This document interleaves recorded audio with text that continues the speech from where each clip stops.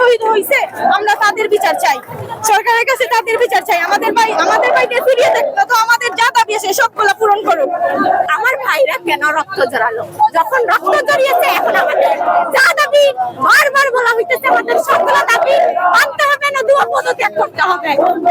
এর দুটার মধ্যে যে কোনো একটা হয় পদত্যাগ, হয় আমাদের সবগুলো দাবি মানতে হবে। যেটা আছে যে এই বিবৃতিটা নেওয়া হয়েছে, তাদেরকে ধরে বেড়ে এখন অবশ্যই তাদের উপর অত্যাচার করা হয়েছে, এই বিষয়টা আমরা সবাই বুঝতে পেরেছি। সুতরাং আমরা সবাই সব সমন্বয়কদের সাহায্য নিয়ে আমরা সবাই জানতে পেরেছি এবং সবাই এক হয়েছি। আটক করে তারপর তাদের কাছে জোর কথা নেওয়া হয়েছে, এটা সবাই জানে।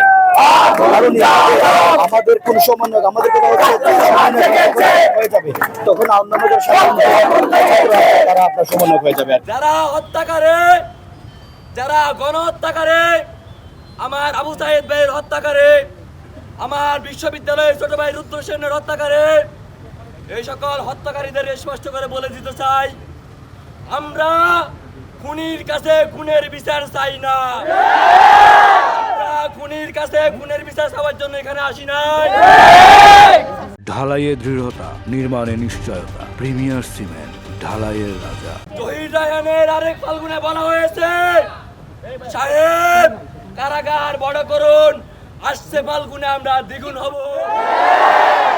সারা বাংলাদেশ কারাগার বানিয়ে ফেলো, দিতে পারবে না, জায়গা দিতে পারবে না।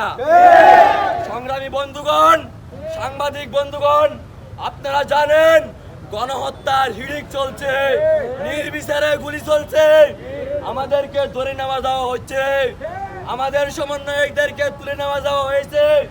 যদি সেটা বন্ধ করে নেওয়া না হয়, যদি 9 দফা দাবি বাস্তবায়ন করা না হয়, ছাত্র সমাজ এক দফা দাবি নিবে।